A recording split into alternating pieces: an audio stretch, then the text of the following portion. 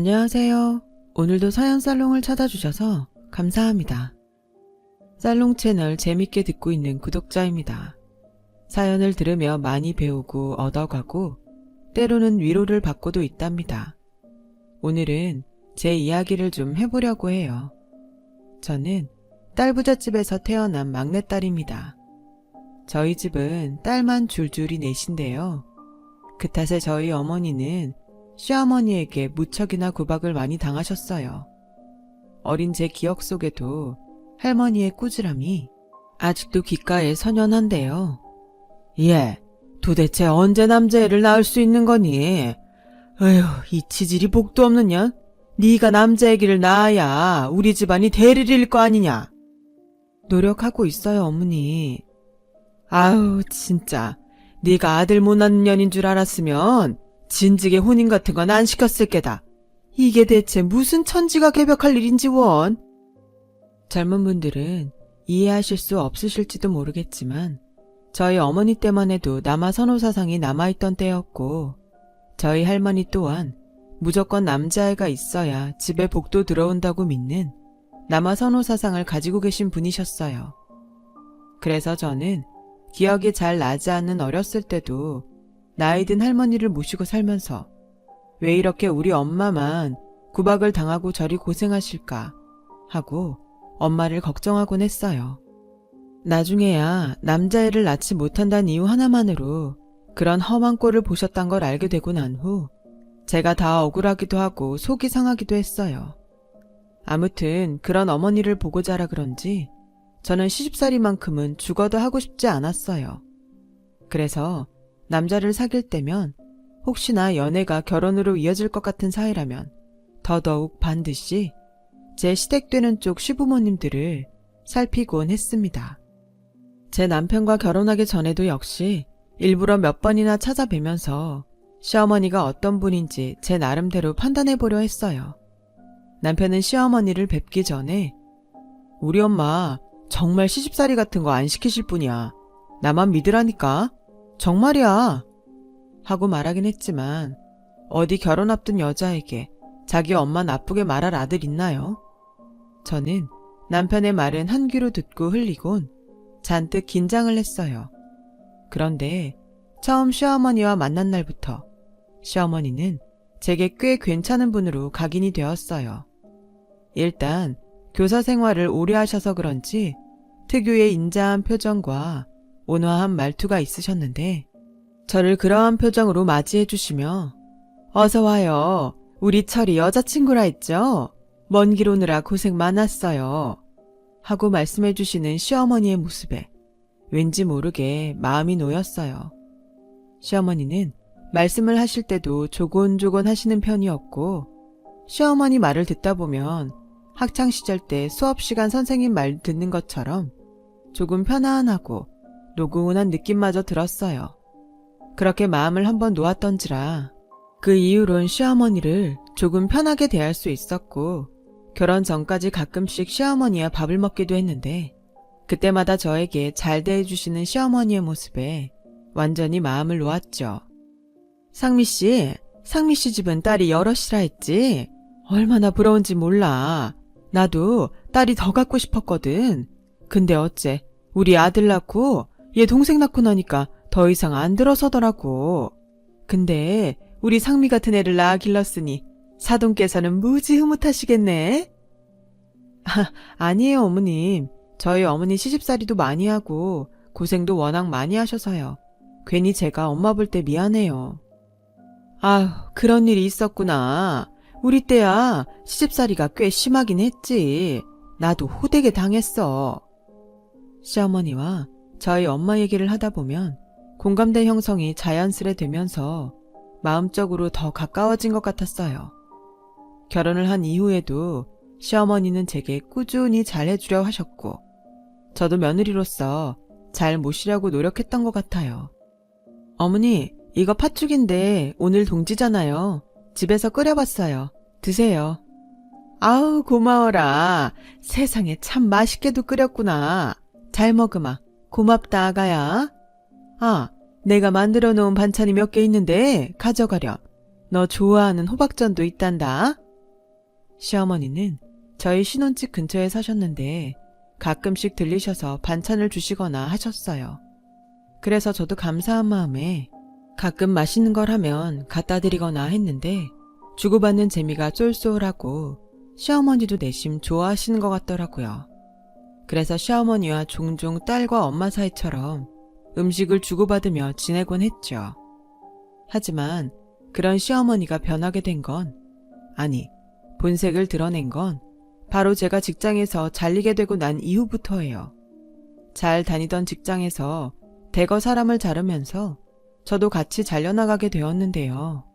오랫동안 다니던 직장이기도 하고 애착을 가지고 있었던 터라 마음이 힘들었을 때였어요. 또 남편 벌이도 줄어들었을 시기라 경제적인 문제도 바로 목구멍에 가시처럼 걸렸고요. 여보, 미안해. 내가 어떻게든 빨리 구해서 생활비 메꿔볼게. 아니야, 그럴 거 없어. 천천히 구해. 일은 또 구하면 되지. 뭐가 걱정이야. 남편은 이런 식으로 저를 위로했지만 저를 몰아붙인 건 아니나 다를까 바로 시어머니였어요. 얘, 너 직장에서 잘렸다며. 해고당했단 사실이 아무래도 짜증나 웬만하면 제 입에도 담지 않을 판인데 시어머니는 바로 저 말을 꺼내시더라고요. 그러면서 하는 말이, 아니, 네 남편도 지금 월급 삭감돼서 심란한 판인데 왜 너까지 보태고 그러니? 그래서 내가 그랬잖니? 평생 직장이라는 건 없는 거라고. 하기야, 대기업도 아니고 그저 그런 중소기업이니 뭐.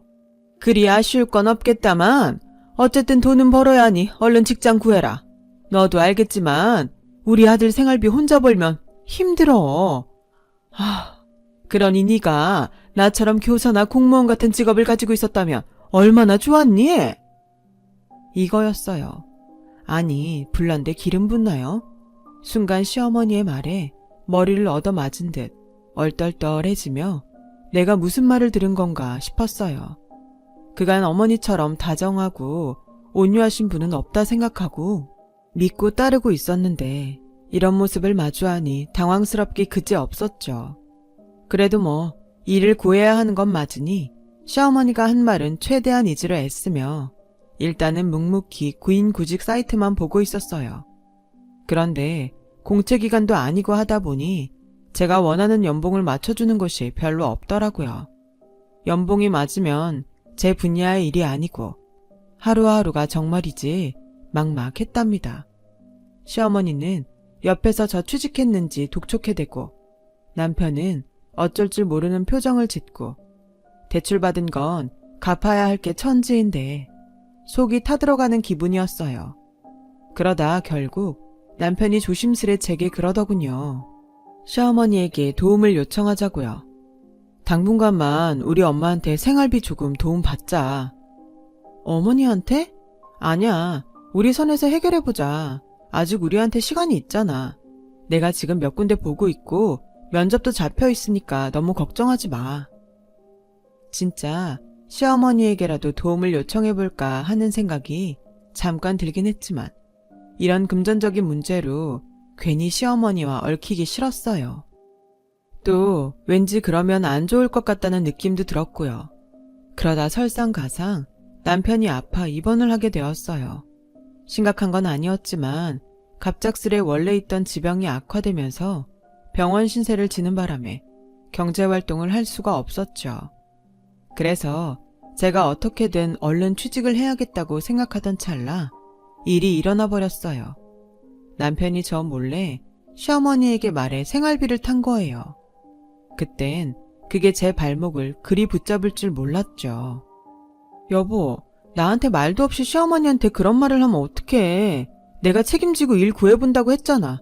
조금만 기다리지 그랬어. 얼마나 걸린다고. 아니, 그게 나도 당분간 일 못하고 당신도 직장 구하느라 스트레스 받는 것 같아 그러지. 잠깐 몇 달만 탓쓰는 건데 어때? 우리 엄마도 흔쾌히 주신 거야. 솔직히 마음은 찝찝했지만 이미 벌어진 일 어찌할 수가 없었어요. 그래서 일단은 감사하다는 전화를 한 통 드리고 저는 구직 활동을 계속하게 되었죠. 시어머니에게 생활비를 탓쓰게 되면서요. 그런데 아주 이상한 일이 일어나더라고요. 사실 제가 시어머니에게 감사 인사를 드리려고 전화를 걸었을 때부터 시작이 되었는데요. 어머니, 저 상미예요. 도움 주셔서 감사해요. 잘 쓰고 저도 얼른 취직해서 갚아드릴게요. 괜히 심력 끼쳐드린 것 같아 죄송해요. 아니다 얘. 겉보다 내 아들이 지금 많이 아프고 힘든 상태인데 너 괜히 돈으로 압박하고 그런 거 아니지? 네? 제가요? 아니, 저 그런 적 없는데요. 그래, 일단은 믿으마. 다짜고짜 저에게 남편한테 스트레스 줬냐며 물어대는 시어머니에게 당황스러움을 느끼지 않을 수가 없었어요. 갑자기 이게 무슨 말인지 그날의 전화는 그렇게 찝찝함만 남기고 끊어졌어요. 그런데 그 이후 시어머니가 생활비를 지원해 주신 다음부터죠. 저를 대하는 태도가 미묘하게 바뀌기 시작했어요. 김장하는 날이나 명절날에 음식하라 부르는 건 당연했고요. 그것도 양이 상당해 헉소리가 절로 나왔는데도 불구하고 절 그렇게나 지지고 볶았어요. 얘, 너 몸 빨리 못 움직이니? 그거 김장 다 하려면 지금부터 아주 부지런히 움직여야 해. 젊은 애가 도대체 왜 이리 굼뜬 거냐? 어머니, 저 하고 있어요. 더 빨리 하란 말이야. 시어머니 말을 듣다 보면 식은땀이 절로 나왔어요. 거기다 옆에서 시누이가 말하는 꼴도 가관이었어요. 엄마, 언니는 손이 원래 좀 느린가 봐. 우리 오빠가 어떻게 저런 여자랑 결혼을 했대? 둘 다 생활비 얘기를 대놓고 언급하진 않았지만 어쩐지 느낌이 그랬어요. 돈을 저희에게 주고 난 이후부턴 마구잡이로 부려먹는 걸 보아 지금까지 그러고 싶었는데 구실이 없었다면 이제는 구실이 생겼단 느낌. 설마 사람이 그럴 리가? 오해하고 싶지도 넘겨짚고 싶지도 않았지만 그뿐만이 아니었어요. 갑자기 집에서 부업을 하고 있는 저에게 전화를 하셔서는 자기를 데리러 오라고 하는 거예요. 예, 지금 내가 택시를 못 잡고 있어서 말이다. 나 데리러 여기 좀 와주겠니? 어디신데요? 주소 보내마. 그리고 최대한 빨리 와라. 내가 몸이 차가워서 기다리는 거 딱 7색이니까. 빗길에 차가 막힐 시간이라 차라리 버스를 타고 오는 게 빠를 그 시간에 굳이 저를 부르셔서는 제가 자기를 데리러 오도록 만드셨답니다. 제가 시어머니의 말에 토달지 않고 그냥 갔던 이유는 딱 하나예요. 예전에 이런 비슷한 말을 시어머니에게 했다가 순간에 일하기 귀찮아하는 며느리가 되었기 때문에 울며 겨자 먹기로 간 거였죠. 그날도 그렇게 시어머니를 데리러 가는 길이었어요. 그런데 유독 그날따라 느낌이 쎄하더라고요. 사람 직감이라는 게 이런 건가 봐요. 도착했는데 시어머니뿐 아니라 시누이도 함께 저를 기다리고 있었고 모녀는 잔뜩 술에 취해 소리소리 지르고 길 가던 사람에게 욕을 하는 등 온갖 추태는 다 부리고 있었어요. 저는 너무 놀라 다른 사람에게 민폐 끼치기 싫어 어머니, 아가씨 하고 두 사람을 부르며 달려가 서둘러 차에 구겨 넣으려 했죠. 하지만 술 마신 사람들 힘이 어찌나 센지 데리러 오라 해놓고선 안 타겠다고 생 난리를 치는 거예요. 아니 언니, 우리 딱 한 잔만 하고 들어갈 거라니까요. 그치 엄마? 응, 아직 멀었다 멀었어. 며느라, 너 여기서 기다리고 있어라. 네 시누이랑 맥주 한 잔 더 하고 올 테니. 어머니 너무 많이 취하셨어요. 이제 들어가셔야 해요. 지금 가도 차 막혀서 도착하면 12시예요. 내일 출근하셔야죠. 아가씨도요. 무슨 들어가긴 어딜 들어가. 초저녁인데 아직 멀었다. 너 여기서 꼼짝 말고 대기하고 있어라. 알았니? 결국 두 사람은 술을 한 잔 더 하겠다 난리를 쳤고 저는 그 추운 길거리에서 두 사람과 실랑이를 하다가 결국 포기하고 남편을 불러야만 했어요.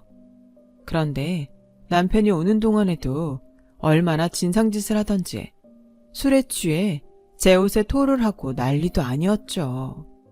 저는 그걸 고스란히 다 받아낼 수밖에 없었고요.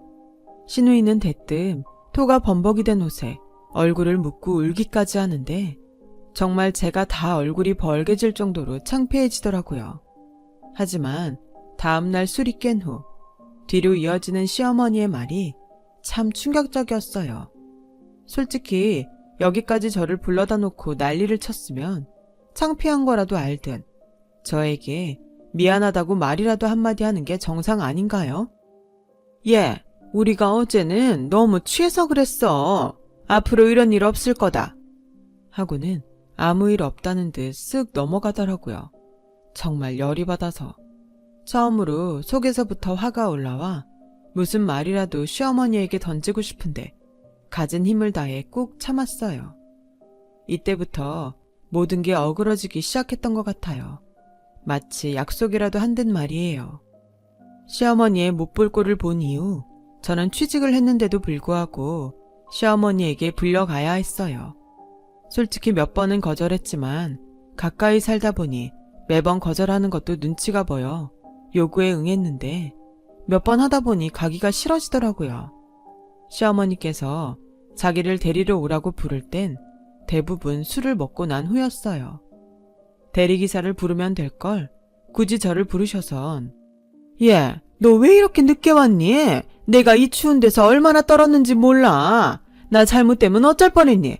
부르면 제깍제깍 와야 할 거 아냐? 라고 하시더군요. 황당해서 뭐라 제가 반격을 하는데도 들은 척도 하지 않으시고요. 심지어 어느 날은 자기 생일상 화려하게 차리라며 저에게 이것저것 음식을 시켜대더니 그날 하루 종일 땀을 뻘뻘 흘리며 음식한 제게 고생했다는 말 한마디 없이 제 손에 돈봉투를 하나 쥐어주면서 이 정도면 충분하지? 음식 맛을 보니 솔직히 시켜먹는 게 나을 뻔했지만 어쨌든 왔으니 주는 거다. 라고 하시더군요. 무슨 주인 마님이 고생한 하인에게 돈 쥐어주듯 말입니다. 그것도 10,000원을 주시면서요. 그때 돼선 저도 표정 관리가 안 되고 떨떠름하게 돈봉투를 쥐고 가만히 앉아 있었는데 옆에서 신우이는 언니, 우리 엄마가 언니 생각해서 돈 많이 넣었어요. 언니는 좋겠다. 돈 많은 시댁도 다 있고 나도 이런 시댁이 있었으면 소원이 없겠네. 하고 얄밉게 쏘아붙이더라고요. 하루는 시어머니 추태를 보기도 싫고 받아주기도 싫어 가지 않았더니 받을 때까지 저에게 전화를 하는 거예요.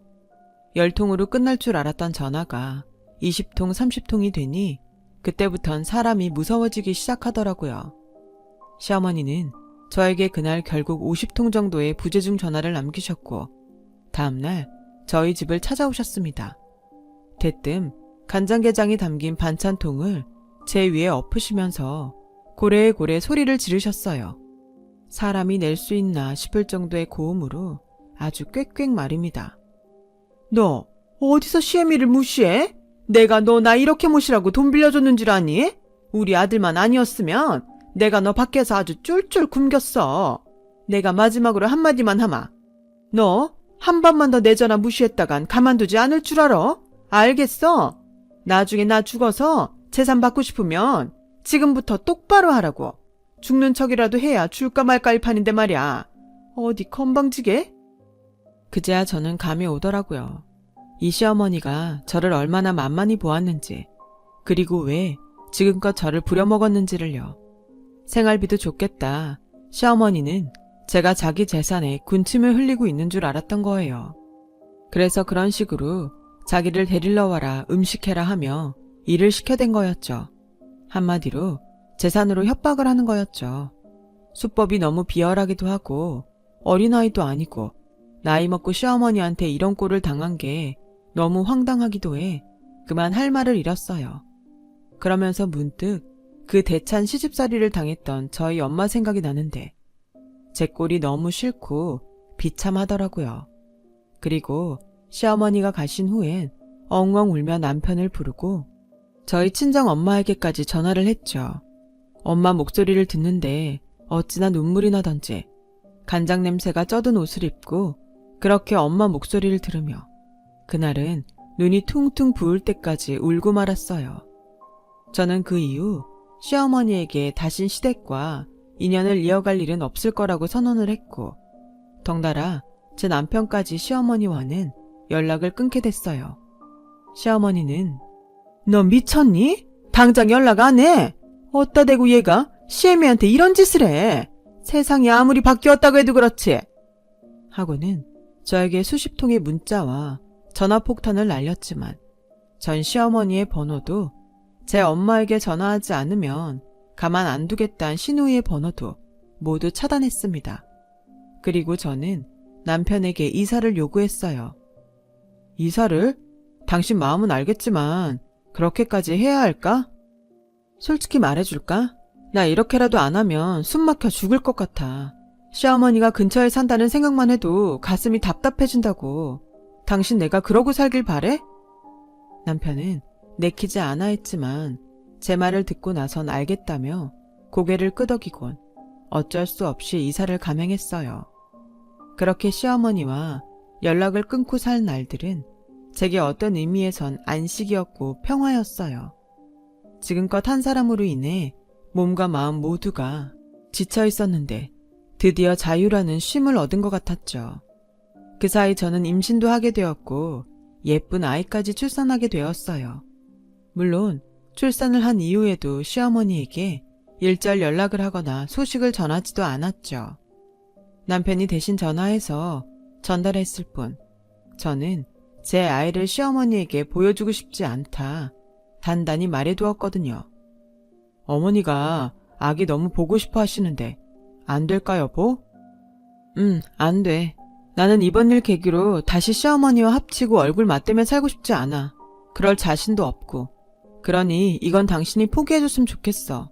아직 내 마음이 풀린 것도 아니고 그 일 일어난 지 얼마나 됐다고.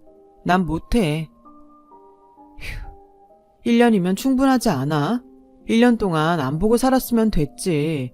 우리 엄마랑 그렇게 뻗대고 살아야 해? 솔직히 아기가 태어나고 난 후엔 남편과 이런 언쟁을 종종 해야만 했어요. 하지만 저는 그때마다 절대 안 된다고 제 의사를 밝혀두었고 남편도 제가 하도 강경하니 조금 틱틱거리다가도 입을 도로 넣었죠. 그러던 어느 날 사건이 터지고 말았는데요. 한참 시어머니와 연락을 끊고 살던 시기에 갑자기 시어머니로부터 장문의 문자 하나가 와 있더라고요. 지난 일은 이제 잊고 새롭게 출발하자느니 너도 이제 나를 용서하고 나도 새로운 사람이 되겠다느니 하는 메시지였어요. 솔직히 그 문자를 보자마자 가소로워 웃음부터 픽 나왔어요. 저는 사람이 변한다고 믿지 않거든요. 더군다나 며느리에게 간장게장을 쏟아부은 시어머니 같은 인간은 더더욱이나 안 변한다고 생각했어요. 하지만 남편은 시어머니가 이렇게까지 하는데 손주까지 보여주지 않으면서 인연을 끊는 게 계속 마음에 걸리는지 저만 보면 한숨을 쉬어댔어요. 제 눈치를 보며 이번 명절에도 안 갈 거지? 하고 묻는데 제가 대답이 없자 풀이 죽어 혼자 방 안으로 들어가더라고요. 게다가 시어머니는 그 이후로도 꾸준히 쪽지와 함께 몇 가지 반찬들을 저희 집 앞에 놓고 가면서 꾸준히 저에게 무언가 화해의 제스처를 취했고 남편이 한 번만 가보자고 통사정을 하는 바람에 어쩔 수 없이 아이를 안고 시어머니 집에 찾아가게 됐어요. 그런데 막상 찾아간 시어머니 집에선 알 수 없는 냉기가 흐르고 있더라고요. 제가 와도 시어머니는 본 듯 안 본 듯 다른 일을 하고 계시고요. 어머니, 저 왔어요. 그래 왔니? 시어머니는 이 말만 할 뿐 어떤 말도 하지 않으셨어요. 남편마저도 그런 분위기에 당황한 듯 싶었죠. 그러다 시어머니가 차려준 밥을 조용히 먹고 집에 갈 채비를 하려는데 갑자기 저를 따로 자기 방으로 부르시더라고요. 그러면서 이어지는 시어머니의 말에 저는 썩어가는 표정을 숨길 수가 없었는데요. 그래, 나랑 연락 끊고서니 마음 편했니? 내가 오늘 너 여기 부른 건 버르장머리 없는 며느리한테 밥 먹이면 미안하다 말하려고 부른 거 아니다. 혹여나 그 착각했을까봐 미리 말해두는 거다. 네가 얼마나 주제 모르고 날뛰는지 그거 보여주려고 너 여기 부른 거다. 자, 여기 확인해봐라. 시어머니는 저를 불러놓고 시종일관 비웃음을 지으며 저를 조롱하는 말을 퍼붓더니 이번에는 갑자기 이걸 보라며 서류 한 장을 제 앞에 던졌습니다. 그 서류가 뭐였는지 아세요? 자기 재산 증명해주는 땅이며 건물, 서류들이었어요. 시어머니는 그걸 툭툭 제 머리 위로 치며 말을 이어갔어요. 예, 너 우리 집 돈 보고 들어온 그 더러운 돼지 같은 심보 내가 모를 줄 알았니? 다 알고 있었지만 우리 순진한 아들 생각해서 내 아들은 아무것도 모르는 것 같아 참고 있었던 거다. 근데 그렇게라도 들어와 뭐라도 뜯어먹고 누리고 싶은 거면 나한테 어떻게 해야 할 것 같니? 지극정성으로 받들어도 모자랄 판 아니겠니? 근데 어따 대고 내 연락을 끊고 내 아들로 손주로 나를 협박할 생각을 해. 뭐라고요? 제가 이 집에 돈을 보고 들어왔다고요? 연기하는 척하지 말아라. 가소롭다. 딸만 있는 거지 같은 집안에서 태어나 부잣집에 시집왔으면 네네 하고 시어머니 받들 생각이나 해야지. 어디 인연을 끊고 내 전화를 무시해. 네가 그러고도 무사할 줄 알았니? 자, 여기 네가 좋아하는 돈이다. 이 정도면 됐지? 그러면서 시어머니가 제 얼굴에 뿌린 건 바로 돈이었어요. 10,000원짜리 지폐들 여러 장을 제 얼굴에 뿌려댔는데요. 순간 시어머니에게 당한 일들이 주마등처럼 스쳐 지나갔어요. 이 여자가 나에게 한 짓들과 온갖 모욕적인 말들이 말입니다.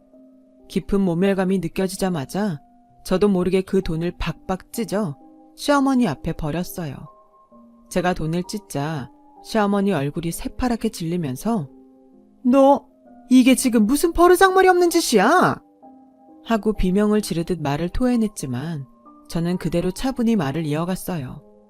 어머니, 죄송하지만 저 이 집에서 재산 받을 생각 단 한 톨도 없고요. 그 목적으로 집 들어온 것도 아니네요. 착각하셨다면 새겨 들으셨으면 좋겠고요. 앞으로도 전 이 집에 발들일 생각 없습니다. 간장게장 퍼부으시는 인정머리 없고 교양 없는 시어머니는 모시고 싶지가 않아서요. 그럼 알아들으신 걸로 알고 가겠습니다. 안녕히 계세요. 솔직히 저도 제 입에서 이런 말이 튀어나올 줄은 몰랐어요. 그런데 막상 상황이 닥치다 보니 가슴이 차갑게 식으면서 저런 말들이 나가더라고요. 하지만 안 되겠다 여겼는지 시어머니는 그 자리에서 제 머리채를 잡으셨고 저는 시어머니 손에 몇 줌이 뜯겨나간 머리채를 붙잡으며 고통스러워하고 있었어요. 그때 제 목소리를 들은 남편이 서둘러 들어와 시어머니를 말렸고 그제야 남편도 자기 엄마가 내민 재산 서류들을 보고는 상황 파악이 됐는지 처음으로 모진 말을 하더군요. 엄마, 이 정도 했으면 됐잖아. 왜 이렇게까지 바닥으로 떨어지시는 거예요? 남편이 그런 말을 하니 시어머니는 가뜩이나 험상궂었던 얼굴이 더 구겨졌고 저는 남편 손에 이끌려 재빠르게 시댁을 나왔어요. 사실 그날로 다신 시댁과 볼 일이 없을 줄 알았어요. 인생이 왜 저를 가만히 두지 않는 건지, 제 팔자가 원래 그렇게 꼬여먹은 팔자인 건지 한 가지 더 충격적인 사실을 알게 되었는데요. 어느 날 저희 언니가 화가 난 목소리로 전화와 그러더라고요. 니네 시어머니 도대체 뭐하는 사람이니? 언니, 다짜고짜 그게 무슨 말이야. 알아듣게 얘기해줘. 니네 시어머니가 우리 엄마한테 무슨 짓 하고 갔는 줄 알아? 엄마가 지금 충격으로 아무것도 못하고 죽만 먹으면서 쫄쫄 굶고 있어. 어? 언니에게 들은 얘기는 더없이 충격적이었어요. 시어머니가 이 짓을 저에게만 한 것이 아니고 바로 제 엄마한테까지 한 것입니다. 어느 날 저희 엄마에게가 재산 서류를 보여주면서 이 돈 며느리에게 주고 싶은데 며느리가 자기와 연락을 끊었다면서 제 욕을 하더니 저한테 한 짓 그대로 저희 엄마 얼굴 위에 돈을 뿌려대며 어디 자식 교육을 그따위로 시켰냐고 난리를 쳐댔단 겁니다. 뭐? 어머니가 엄마한테 그런 짓을 했다고? 요즘 가뜩이나 몸도 아픈 저희 엄마가 그런 일까지 당하셔서 밥도 제대로 못 먹으신다는 소식을 듣는데 눈이 뒤집힐 것 같았습니다. 분노로 온 몸이 부들부들 떨리는데 저한테 한 짓은 넘어간다 쳐도 저희 엄마한테까지 그러는 건 도저히 용서할 수가 없더군요. 저는 그 길로 곧장 시어머니에게 달려가려다 제대로 아주 톡톡히 망신을 주어야겠다는 생각에 조용히 나를 잡고 기다렸어요. 시어머니가 교사 생활을 이제 마치시고 그 기념으로 가르쳤던 제자들을 모아놓고 간단히 밥을 먹는다는 이야기를 들었거든요. 저는 남편을 통해 그 장소를 알아내었고 일주일 후 시어머니와 제자들이 아무것도 모르고 웃음꽃을 피우고 있을 고급 한식당으로 달려갔어요. 역시나 저를 보자마자 시어머니의 표정이 굳었죠. 네가 무슨 일이니? 무슨 일이긴요. 돈 돌려드리러 왔죠. 뭐... 저는 놀라는 시어머니 얼굴에 인줄기에서 뽑은 현금 200만 원을 뿌려대었어요. 시어머니 얼굴이 경악으로 번지면서 눈이 동그랗게 커졌지만 아랑곳 않고 시어머니 얼굴에 계속해서 돈을 집어 던졌어요. 그리고 말했습니다. 당신이 한 짓 그대로 갚는 거라고요. 저는 남는 시간에 시어머니의 제자분들 앞에서 시어머니가 한 짓을 그대로 낱낱이 다 말해버렸고 시어머니의 얼굴은 주체할 수 없을 정도로 달아오르고 말았어요. 너 어떻게 그렇다고 여기서 이런 망측한 짓을? 왜요? 제가 이런 짓까지는 못할 줄 알았나요? 다른 사람 가슴에 못 박아놓고 여기선 자애로운 교사인 척. 그게 하고 싶어요? 다 인과응보입니다, 어머님. 제 말에 시어머니는 제자들 앞에서 도저히 이 수치를 참을 수 없었는지 울음을 터뜨리며 달려나가더군요. 그 일이 있고 지금 저는 꽤 속이 가라앉아 나름대로 편안한 기분으로 살고 있답니다. 처음에야 분에 못 이겨 밤에 잠도 못 자고 죽만 먹어도 체해 살아도 사는 것 같지 않은 기분으로 지냈는데요. 시어머니에게 나름대로 시원한 복수를 한 뒤에는 두 다리 뻗고 잘 수 있게 되었어요. 더군다나 저에게 연락도 못하고 남편에게조차 이르지 못하는 시어머니를 보니 이제 시어머니도 저를 좀 무서워하게 된 것 같다는 생각이 듭니다. 그간 만만히 보면서 뭐든 부려먹었으니 이 상태가 제게는 많이 편안하네요. 남편 역시 자기 어머니에 대한 판단이 어느 정도 섰는지 요즘은 어머니 얘기를 입에 담지도 않거든요. 아무쪼록 지금까지 제 얘기 들어주셔서 감사하고요. 혹여나 힘든 시집살이 하고 계시는 여러분들께서도 부디 용기 얻으셔서 당당히 할 말 하시고 살아가셨으면 해요. 다들 건강 챙기시고 행복한 하루 되세요. 여러분, 사연 댓글에 응원과 현명한 조언 부탁드려요. 좋아요와 구독은 저에게 큰 힘이 됩니다. 오늘도 좋은 일 가득하세요.